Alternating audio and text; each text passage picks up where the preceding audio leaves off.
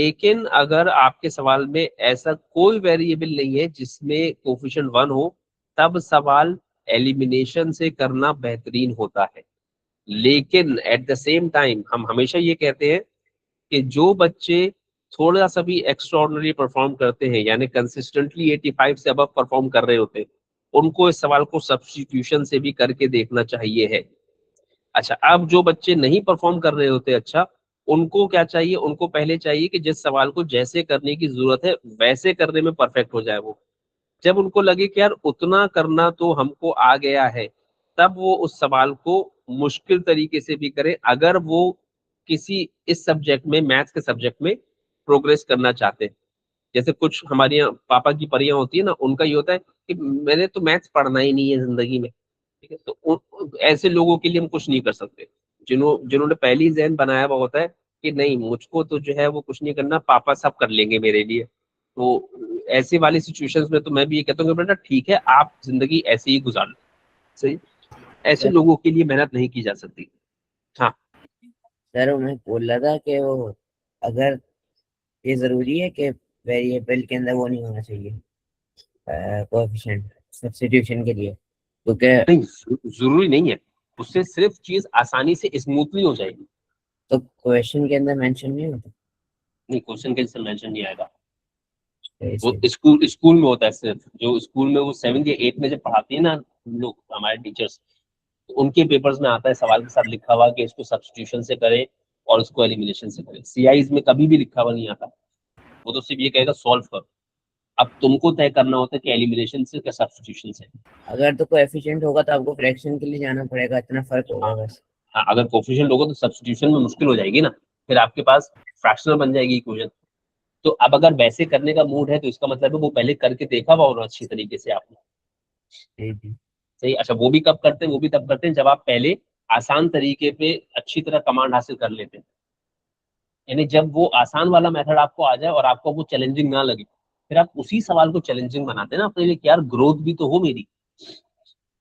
वरना वरना क्या, एक सवाल अच्छे से सीख लिया, अब उसी तरह के 10 सवाल करने का फायदा नहीं है ना। उसी एक तरीके से किए चले जा रहे हैं, 50-50 100-100 सवाल कर रहे हैं। ठीक है, लेकिन क्या हो रहा है? ग्रोथ तो कुछ भी नहीं हो रही, वहीं का वहीं उतना ही माइंड सेट है। तो 5 सवाल कर लिए आसान तरीके से, उसके बाद नेक्स्ट 5 में वो चीज करना शुरू कर दी जो करने से मना किया जाता है उम्र। ठीक है, ग्रोथ तभी होती है। सही। जी। तो मैं, यकीनी सी बात है, अब वो अभी तो नहीं कर पाऊंगा, लेकिन ये है मैंने बता दिया, जो लोग बेसिक तरीके में छू जाए वो अपने तौर पे करने की कोशिश करें। अगर रेगुलर क्लास जो चल रही होती है मेरी, उसमें तो मैं करवाता हूँ कि नहीं अब आप ये करो, आप ये करो, अब आप ये करो। ठीक है, लेकिन अभी तो खैर बेसिक पे ही स्टिक कर रहा हूँ, इसलिए मैं यहाँ तो एक्सपेरिमेंट नहीं कराऊंगा फिलहाल, क्योंकि लंबा सवाल है। और कुछ सवाल होता है शायद मैं करवा देता। अच्छा, तो सबसे पहले सवाल देख के समझ में आ जाना चाहिए कि सब्स्टिट्यूशन तो नहीं है, तो एलिमिनेशन है। एलिमिनेशन की पहली शर्त क्या है? शाबाश, बोलो। कोएफिशिएंट। कोफिशिएंट। पहले तो जिस वेरिएबल को भी एलिमिनेट करने का तुम्हारा मूड है ना, उसके कोफिशिएंट सेम करो। ठीक है। अच्छा, अब अगर एक्स को एलिमिनेट करने का मूड है, तो बताओ पहली इक्वेशन में एक्स का कोफिशिएंट क्या है, 5 और दूसरी इक्वेशन में एक्स का कोफिशिएंट क्या है? 2।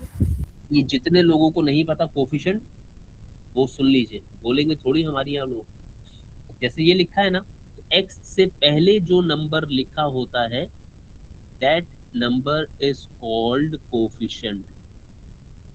जी। सही है, जिन लोगों को नहीं पता उनके लिए बताइए।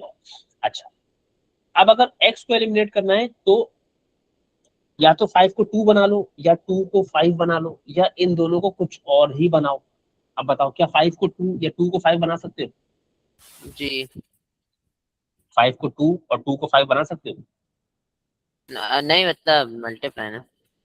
हाँ, मतलब मुश्किल हो जाएगा, बना तो सकते हैं लेकिन मुश्किल हो जाएगा। जी। अच्छा, फिर कोई ऐसा नंबर सोचो जो 5 और 2 दोनों के टेबल में आता हो। 3। है? अरे, 10। हाँ। 10 हुआ ना यार। सही है।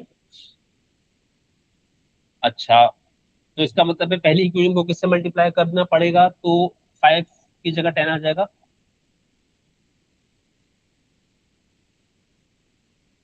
पहली इक्वेशन को किससे मल्टीप्लाई कर दूं? 2 से। और दूसरी को किससे मल्टीप्लाई कर दूं? 5। यानी अगर तुम x को एलिमिनेट करना चाहते हो तो तुम्हें दोनों इक्वेशंस को मल्टीप्लाई करना पड़ेगा। सही बात है? जी। अच्छा चलो, करने से पहले 1 मिनट y के बारे में भी सोच लेते हैं। y के कोफिशिएंट्स डिफरेंट है, एक जगह 2 है, एक जगह 3 है। 2 को कुछ भी करके 3 बनाना मुश्किल काम है, 3 को कुछ भी करके 2 बनाना मुश्किल काम है। ठीक है, तो फिर ऐसा नंबर सोचो जो 3 और 2 दोनों के टेबल में आता हो। 6। तो पहली इक्वेशन में जो y का कोफिशिएंट 2 है उसको 6 बनाने के लिए पहली इक्वेशन को किससे मल्टीप्लाई करना पड़ेगा? 3। और दूसरी इक्वेशन को किससे मल्टीप्लाई करना पड़ेगा? 2। यानी जो बात समझ में आई वो ये कि सब्स्टिट्यूशंस तो होना नहीं है, ये सवाल होना है एलिमिनेशन से। और एलिमिनेशन आप किसी भी वेरिएबल की करना चाहें, एक्स की करना चाहें या वाई की करना चाहें, आपको मल्टीप्लाई दोनों ही इक्वेशंस को करना पड़ रहा होगा। Is that right? सही है ना? जी। चलो अच्छा, अब एक सिचुएशन पहले मैं और डिस्कस कर लूं। पहले तो ये सवाल बताओ, ये सब्स्टिट्यूशन के लिए सूटेबल है कि एलिमिनेशन करोगे इसमें?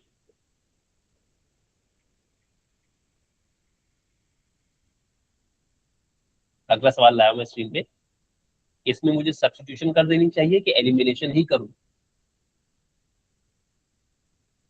सब्सिट्यूट। ये सब्स्टिट्यूशन का सवाल है बेसिकली। सही, खैर अभी ये मेरा ऑब्जेक्टिव नहीं है। मेरा ऑब्जेक्टिव है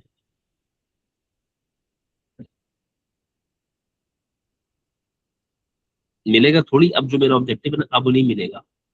ये क्या ये सब्स्टिट्यूशन का सवाल है कि एलिमिनेशन का सवाल है? एलिमिनेशन। एलिमिनेशन का सवाल है। अब एलिमिनेशन का ये मतलब है कि तुम या तो एक्स एलिमिनेट करोगे या वाई एलिमिनेट करोगे। अगर तुम एक्स एलिमिनेट करना चाहते हो तो दोनों कोफिशिएंट्स सेम होने चाहिए। या तो 4 को 2 बना लो या 2 को 1 बना लो, क्या ज्यादा आसान? सॉरी सॉरी, 4 को 2 बना लो या 2 को 4 बना लो? 2 को 4 बना लो। 2 को 4 बनाना ज्यादा आसान है। 2 को 4 बनाने के लिए कौन सी इक्वेशन को किससे मल्टीप्लाई करना पड़ेगा? फर्स्ट वाली को 2 से, सेकंड वाली को 4 से। फर्स्ट वाली को क्यों मल्टीप्लाई करोगे? सर सिर्फ नीचे वाली को 2 से। सिर्फ नीचे वाली को 2 से मल्टीप्लाई कर दो ना यार। बोल दिया कुछ। सही है। अच्छा, और अगर किसी को हो नहीं मैं y एलिमिनेट करूंगा, तो ना तो तुम 3 को 5 बना सकते हो ना ही 5 को 3 बना सकते हो। 15 बनाना पड़ेगा। तो इसका मतलब है दोनों को 15 बनाना पड़ेगा। अच्छा, y को एलिमिनेट करना अगर चाहोगे तो इसका मतलब है पहली इक्वेशन को किससे मल्टीप्लाई करना पड़ेगा?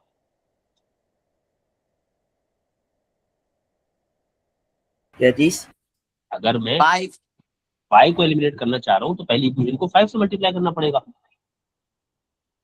जी। और दूसरी को 3। 3 से। अब ध्यान से सुनना बात मेरी, ये बात तो समझ में आ गई कि ये सवाल एलिमिनेशन का है। अब एलिमिनेशन में या तो एक्स एलिमिनेट करें या वाई एलिमिनेट करें। अगर एक्स को एलिमिनेट करने का फैसला किया तो सिर्फ एक ही इक्वेशन को मल्टीप्लाई करना पड़ रहा है, राइट?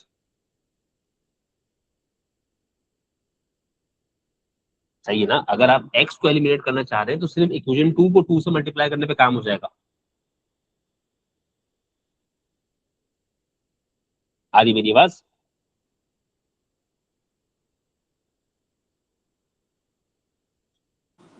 जी सर आ रही है। और अगर y को एलिमिनेट करने का मूड हो जाए किसी का, तो इसका मतलब है वो दोनों इक्वेशंस को मल्टीप्लाई कर रहा होगा। सही। तो ये भी ख्याल रखना कि जब एलिमिनेशन कर रहे हो तो ये नहीं कि आंख बंद करके ही कर लो। इस सवाल में किस चीज को एलिमिनेट करने का फैसला करना ज्यादा फायदेमंद है? एक्स। एक्स को। ठीक है, ये वाला कर रहा हूं मैं पहले। पहली इक्वेशन को तो मैं कुछ भी नहीं कर रहा, ये जो दूसरी इक्वेशन है इसको मैंने 2 से मल्टीप्लाई कर दिया, तो सभी कुछ 2 से मल्टीप्लाई होगा। 2x will become 4x minus 5y will become 10y and 25 will become 50. Is that right? सही हो गई बात?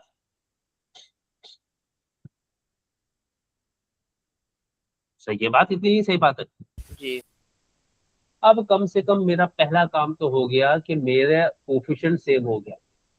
अब कोफिशिएंट सेव होने के बाद या तो मैं इक्वेशंस को ऐड करता हूँ या मैं इक्वेशंस को सब्ट्रैक्ट करता हूँ। क्या लगता है इन दो इक्वेशंस को मैं क्या करूं, ऐड करूं तो एक्स एलिमिनेट होगा या सब्ट्रैक्ट करूं तब एक्स एलिमिनेट होगा?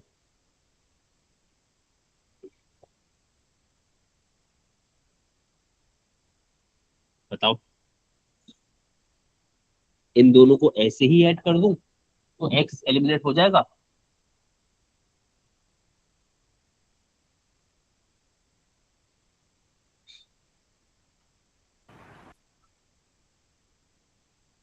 कहोगे तो कर दूंगा मैं।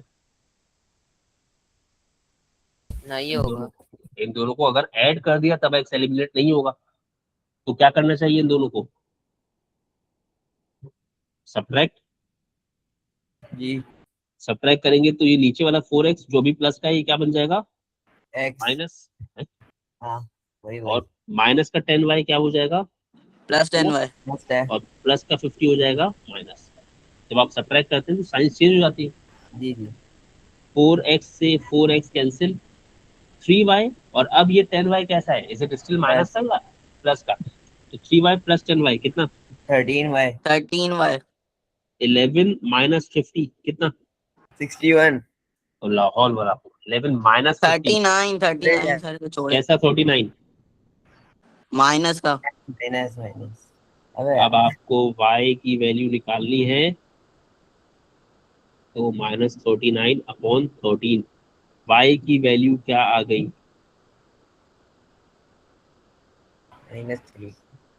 जब एक वेरिएबल की वैल्यू आ जाती है तो अब उस वेरिएबल को उठाकर आप किसी भी इक्वेशन में ले जाएं। सही है, या तो अब यहाँ पर या तो इसमें ले जाएं या इसमें ले जाएं। सही है, तो आपको आपका दूसरा वेरिएबल मिल सकता है। Are we clear? जी। सब्स्टिट्यूशन वाले सवाल जो होते हैं, जो सब्स्टिट्यूशन मेथड होता है, उसमें हमारे पास एक मॉडिफाइड इक्वेशन होती है। हम मॉडिफाइड इक्वेशन में ले जाते हैं तो उसको अरेंज नहीं करना पड़ता क्योंकि वो ऑलरेडी अरेंज होती है। एलिमिनेशन में ऐसा चीज नहीं होती उमूमन। सही है, तो मैं पहली वाली इक्वेशन में लेके जा रहा हूँ जो क्या है 4x plus 3y is equal to 11। y की जगह क्या लिखवा रहे हो मुझसे तुम लोग? -3। -3। तो 4x तो 4x रहा, प्लस माइनस -3। 3 3 जा 9। Is equal to 11। ये 9 वहां जाकर ऐड, ये हो गया 20, और फिर ये 4 वहां जाकर डिवाइड, तो x की वैल्यू क्या आ गई? 5। 5। ये जो वैल्यूज तुमने निकाली है x और y की, क्या बताया था मैंने कि ये असल में क्या होता है? बताया था ना? सर ये क्रॉस सेक्शन होता है दोनों लाइन का। Points of intersection. ये क्रॉस सेक्शन ले तो अलग चीज हो गई ना। तो ये जो जी सर 5 वही। कॉमा -3 आया है, ये याद रखना। ये मैं एडिशनल बात लिख रहा हूँ, सवाल में लिखना नहीं होगी। This is the point where both straight lines, अभी मेरे पास स्ट्रेट लाइंस है, इंटरसेक्ट। सही है, ऐसे भी लिख सकता हूँ, this is the common point, ऐसे भी लिख सकता हूँ।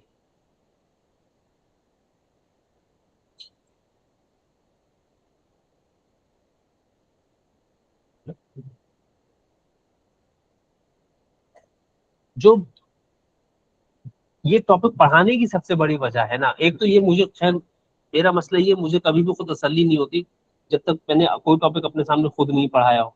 एक तो मेरा ये भी मसला है, लेकिन जो सबसे बड़ी वजह है ना वो ये वजह है कि हमारे बच्चों को ये नहीं पता होता कि साइमल्टेनियस सॉल्यूशन जो आंसर देती है वो असल में होती क्या चीज है। तो मतलब इस वजह से मैं ये टॉपिक पढ़ाता हूँ। ठीक है, अगर मौका मिल जाता है तो उमूमन आमतौर पर सीनियर स्कूल में नहीं मिलता मौका, तो फिर अलग से ही कभी कुछ होता है तो पढ़ाता हूँ। चलो, अब तुम बताओगे सवाल सब्स्टिट्यूशन का है कि एलिमिनेशन का है? सब्स्टिट्यूशन। ठीक है, सब्स्टिट्यूशन का सवाल है। अच्छा, तो इसका मतलब है किसी एक वेरिएबल की वैल्यू निकालोगे in terms of another variable, is that right? जी। कौन से वेरिएबल की वैल्यू सर एक्स कौन की सी equation में? निकालेंगे, वाई की हाँ, कौन सी इक्वेशन में से? नीचे वाली। यानी x की वैल्यू निकाल ली मैंने, वो क्या आई? 21 2y minus प्लस 2। 21। हाँ हाँ वही 21 माइनस 2 है। ये वैल्यू क्या कहलाती है बता दो, क्या बोलते हैं इसको, किस चीज की वैल्यू है ये? x की तो क्या सिर्फ वैल्यू ऑफ x कह दूं इसको? इंटरसेप्ट नहीं। Value of x in terms of y y। Sir पता था मुझे। हाँ, ठीक है। तो ये जो है समझ में आना चाहिए कि आपने x की वैल्यू निकाल तो ली है, बट उसमें कौन मौजूद है? y। तो हम क्या कहेंगे? Value of x in terms of y। जब ये आपको अच्छी तरह समझ में आ जाएगा तो हमसे भी यही कहेंगे, यार फलानी इक्वेशन में से फलाने वेरिएबल की वैल्यू निकाल दो इन टर्म्स ऑफ फलानी चीज। सही है, यानी मैं कहूंगा बाई की वैल्यू निकाल इन टर्म्स ऑफ एक्स, बस। सही है, बार बार। अब वो मसला ही होता है, हम कभी जब पढ़ा रहे होते हैं, हम कहते हैं यहाँ से एक्स की वैल्यू निकाल दो इन टर्म्स ऑफ वाई। अब वो आधी दुनिया को तो पता ही नहीं है क्या बोल दिया सर ने इतना मुश्किल सा, तो लिख लिया करें। अच्छा, अब एक्स की वैल्यू निकाल ली इन टर्म्स ऑफ वाई, ये कहाँ लेकर जाऊं, कौन सी इक्वेशन में, दूसरी में कि पहली में? ये वैल्यू कहाँ लेके जाऊं, दूसरी इक्वेशन में कि पहली इक्वेशन में? पहली वाली में। पहली में। दूसरी में क्यों नहीं लेके जाऊं? क्योंकि उसी में से तो निकालिए। क्योंकि उसी में से जो निकाली है, जहां से निकाली जाती है वहां पर वापस सब्स्टिट्यूट करके क्या होता है, ये मैं करके दिखा चुका हूँ। जीरो आ जाता है। ठीक है, 3y इज इक्वल टू 2, और x की जगह क्या लिखवा रहे हो मुझसे? 21 माइनस 2 है। ये जो इक्वेशन है, इस इक्वेशन को क्या कहते हैं? Equation number 3। This equation is called the combined equation. ये कंबाइंड इक्वेशन का कॉन्सेप्ट समझ में आना चाहिए, बहुत जरूरी है, स्पेशली वो लोग जो 10th में जा रहे हैं। जो लोग अभी 10th में नहीं जा रहे उनके पास तो टाइम है, चलो ये सीखने का। जो लोग 10th में जा रहे हैं उनके लिए बहुत जरूरी है कि कंबाइंड इक्वेशन का कॉन्सेप्ट पहले से पता हो। तो this equation is called the combined equation. ठीक है, एक और बात मुझे बताओ, the solution of this equation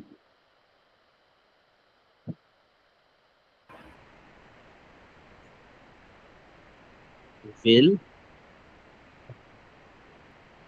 give, एक तो इस इक्वेशन को सॉल्व करके कौन से वेरिएबल की वैल्यू आएगी, वाई। और वो बेसिकली क्या चीज है? Y component. बाय कंपोनेंट किस चीज का? Point of intersection. Point of by intersection. Component of the point of intersection.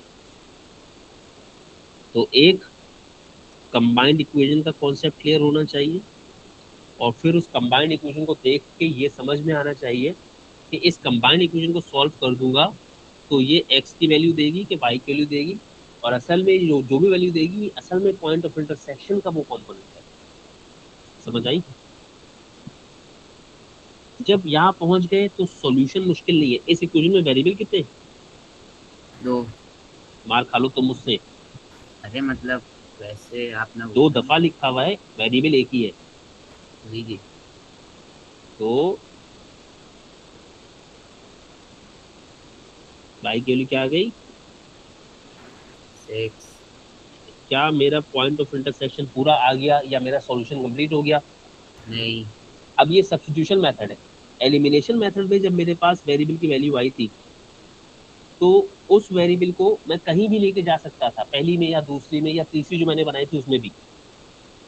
सही है, ये लेकिन सब्स्टिट्यूशन मेथड में भी कर तो ये सकता हूँ मैं, बाय को कहीं भी लेके जा सकता हूँ, बट बेहतरीन क्या होता है, कहाँ लेकर जाओ?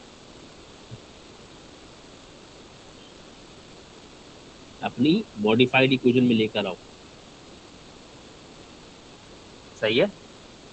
ये क्या फायदा होगा इसमें लाने के बाद? तुम्हें एक्स को आइसोलेट नहीं करने की मेहनत करनी पड़ेगी। सही। तो x equal to 21 minus 2, y की जगह क्या रखवा रहे हो? 6। 6। ये जितने भी लोग एड मैथ्स पढ़ने वाले हो ग्रेड 10th में, या जब भी कभी जो से भी स्कूल में जो लोग हैं, बहुत सारे स्कूल में 9th, अगर आप एड मैथ्स पढ़ने वाले बच्चे हैं ना, तो अपने काम को कम से कम ब्रैकेट्स के साथ करने की आदत डालें।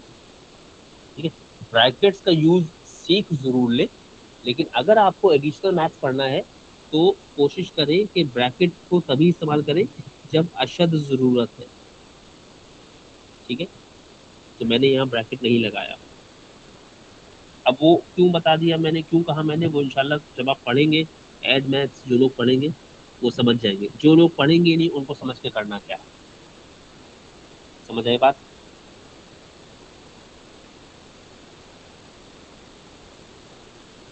अब देखो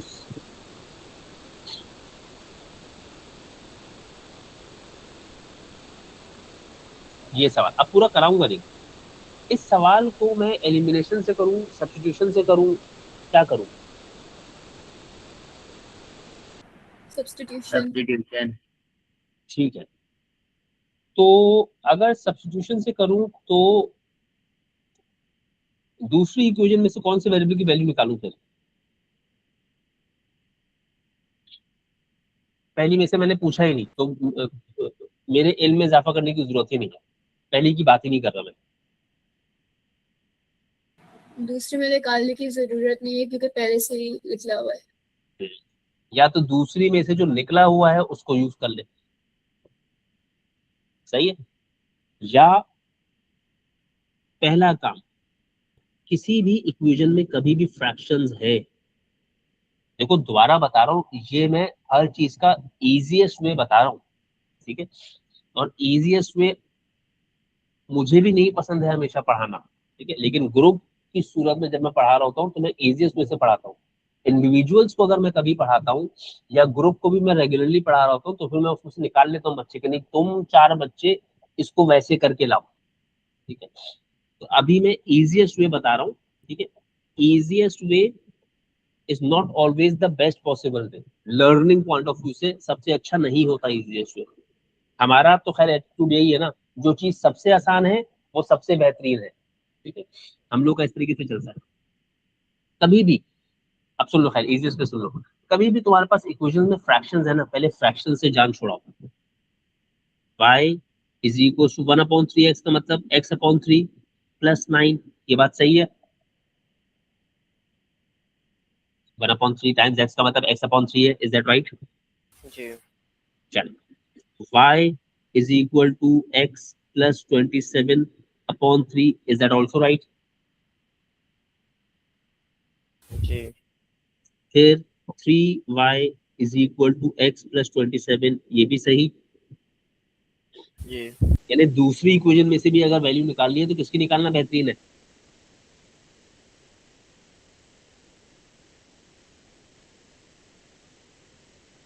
दूसरी इक्वेशन की शक्ल मैंने अच्छी खासी बदल दी।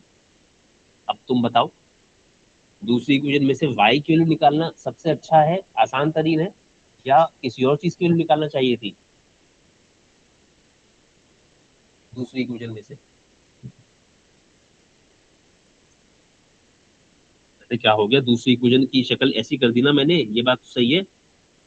जी इसमें से कौन सी वेरिएबल की वैल्यू निकालनी चाहिए मुझे, y की कि x की? एक्स x की। यानी दूसरी इक्वेशन में से भी अगर वैल्यू निकालना चाहिए थी ना तुम्हें, तो तुम्हें x की वैल्यू निकालना चाहिए थी, जो आती x is equal to 3y minus 27। आप सबका मेरी इस बात से इत्तेफाक करना जरूरी नहीं है। हो सकता है आप में से कोई कहे कि सर मेरे पास दूसरी इक्वेशन में y की वैल्यू पहले से मौजूद है, मैं उसी को यूज करके कर सकता हूँ या कर सकती हूँ, बहुत अच्छी बात। ठीक है, सब उस तरीके से नहीं कर सकते, मगर तो ये मैंने आसान तरीका डिस्कस किया है। आसान तरीका सबसे अच्छा हमेशा नहीं होता। समझ आई बात? तो अब मैंने दूसरी इक्वेशन को एक नई शक्ल दे दी, तो ये इक्वेशन खत्म ही हो गई मेरे लिए। और अब मेरे पास एक इक्वेशन ये है और एक इक्वेशन ये है। इन दो इक्वेशंस को मैं सॉल्व करूंगा। समझे बात? जी ठीक है, कराऊंगा नहीं मैं इस तरीके से, करना अब आपने खुद है, ठीक है। मैं सिर्फ जल्दी जल्दी दो चार बातें डिस्कस करके इस टॉपिक को वाइंड अप करूंगा। एक सवाल और कराऊंगा मैं, बताओ एलिमिनेशन के सब्स्टिट्यूशन सब्स्टिट्यूशन कौन से वेरिएबल की वैल्यू कौन सी इक्वेशन में से? एक्स की दूसरी वाली में से। एलिमिनेशन के सब्स्टिट्यूशन एलिमिनेशन कोई सा भी वेरिएबल एलिमिनेट कर सकता हूँ या किसी मखसूस वेरिएबल को एलिमिनेट करने का मेरे को फायदा है? कोई सा भी कर सकते हैं। कोई सा भी। एक्स को एलिमिनेट करना है तब भी दोनों इक्वेशंस को मल्टीप्लाई करना है, वाई को एलिमिनेट करना है तब भी दोनों इक्वेशंस को मल्टीप्लाई करना है। सही है। मैं वाई को एलिमिनेट करना चाहता हूँ, तो वाई को एलिमिनेट करना है तो पहली इक्वेशन को किससे मल्टीप्लाई करना है?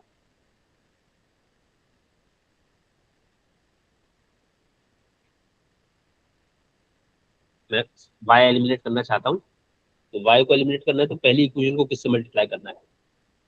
3 से और नीचे वाली को 2 से। पहली इक्वेशन को 3 से मल्टीप्लाई किया तो ये हो गया 15x minus 6y is equal to 48। दूसरी इक्वेशन को किससे मल्टीप्लाई करना है? 2 से। 2 से 4x minus 6y is equal to 27। हाँ, एज इट इज ऐड कर देना है कि सब्ट्रैक्ट करना है मुझे इन दोनों इक्वेशंस को?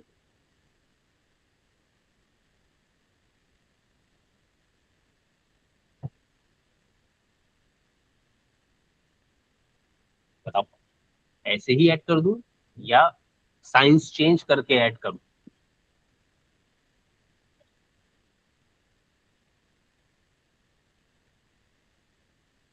अगर इसी तरह ऐड कर देता हूं तो 15 प्लस 4 19, माइनस का 6 माइनस का 6 माइनस का 12 और 76 शायद, या पता नहीं जो भी 74। चलिए क्यों करा? तो मैं पूछ तो रहा हूँ, कोई मुझे बता ही नहीं रहा कि मैं क्या करूँ, तो मैं अपने मैंने ये तुक्का मार लिया मैंने। ये पूछ रहा हूँ, ऐड करना चाहिए था कि सब्ट्रैक्ट करना चाहिए था? अरे जो आपने करे वो तो नहीं करना चाहिए था। वो तो नहीं करना चाहिए था, तो ये मैंने किया क्या है, ये मैंने बिना ऐड साइंस किया है, मैंने ऐड सब्ट्रैक्ट किया। करना है। ठीक है, ऐड करना मतलब बिना साइंस चेंज किए ऐड कर दे, जी सब्ट्रैक्ट करना मतलब साइंस चेंज करके ऐड कर दे। ठीक है, तो जी ऐड करके तो मैंने देख लिया। जैसे अब मुझे नहीं समझ में आ रहा था, हो सकता है आपको भी कभी इस तरह से प्रॉब्लम हो किसी को, भाई देख लो ऐड करके। ऐड किया कुछ भी नहीं हुआ, तो मैं कहा अरे यार ये तो मसला हो गया। अब मसला हो गया तो कीड़े मकोड़े बनाने की जरूरत नहीं है, ऐसे एक लाइन मार दी और उसके बाद साइंस चेंज करके ऐड कर लिया। 4x हो गया सर, ये माइनस जो 4। सवाल में क्वेश्चन दी को यूज नहीं कर सकता? नहीं, वो तो यूज करने के काबिल, उसमें तो कुछ भी नहीं हो रहा था ना। सवाल में जो अरे इक्वेशंस दिए हैं वो नहीं तो मतलब, नहीं मतलब जैसे आपने अलग से लिखी है ना दोबारा इक्वेशन, को यूज कर लें, उसको प्लस कैसे, माइनस अलग जो करना उसको है। उसको तो यूज ही नहीं कर सकते ना तुम, उसमें तो कोफिशिएंट सेम थे ही नहीं ना, कोफिशिएंट तो चेंज की ना तुमने। हाँ हाँ सही सही। ठीक है, अरे हाँ, उसको तो यूज ही नहीं कर सकते ना तुम। नहीं मतलब वैसे सवाल की बात कर रहा हूँ जैसे। हाँ फिर कर सकते हैं, लेकिन बस जब तक वो ऑर्गेनाइज लगे, पढ़ने वालों को समझ में आए, तब तक सही है। अगर घिचपिच हो जाए, समझ में नहीं आया, तो फिर तो बड़ा मुश्किल है ना। सही है। अब देखो, हाँ, मैंने गलती की लेकिन मैंने उस गलती को मिटाया नहीं, मिटाया मैंने, बस एक लाइन मार दी उस पे। आप भी अगर गलती करते हैं तो कोई हर्ज नहीं, आप जाने दे उसको, बस एक लाइन मार के उसको खत्म कर दे। ठीक है, चलो जी एक्स की वैल्यू आ गई। अब ये एलिमिनेशन है कि सब्स्टिट्यूशन है, क्या कर रहे हो?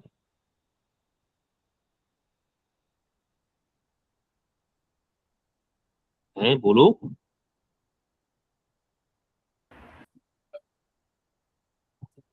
एलिमिनेशन कर रहे हो ना? जी अब इस एक्स को ले जाकर कौन सी इक्वेशन में रखूं? यहाँ कोई मॉडिफाइड इक्वेशन ऐसी है जिसपे मेहनत नहीं करनी पड़ेगी? सर करनी तो दोनों में ही पड़ेगी। मतलब मॉडिफाइड इक्वेशन है ही नहीं ना, तो मैं किसी भी इक्वेशन में रख दूं, मैंने पहली वाली में रख दिया। सही। जी 5 2 10 minus 2y is equal to 16 इसको अगर सॉल्व कर ले आप तो 10 माइनस 16 इज इक्वल टू, बल्कि तुम लोग सुन लो ये बात भी, जैसे 10 को वहां ले गए तो 10 वहां जाकर सब्ट्रैक्ट हो गया, इस तरफ क्या बचा, -2 इस तरफ -2y बचा है। अक्सर बच्चे सिर्फ 2y लिख देते हैं, तो -2y इज इक्वल टू 6। अब y के लिए निकाल लिए तो माइनस का 2 वहां जाकर डिवाइड कर देगा, 6 डिवाइड बाय -2 क्या आया, -3। -3। इसमें कंबाइंड इक्वेशन थी,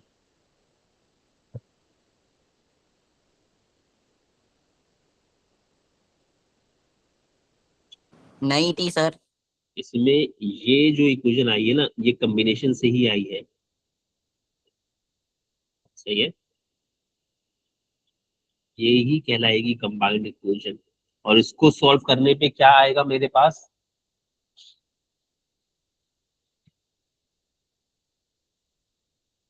आकाश इसको सॉल्व करके क्या आया था मेरे पास, क्या क्या आएगा, एक्स की value x component of the point of intersection,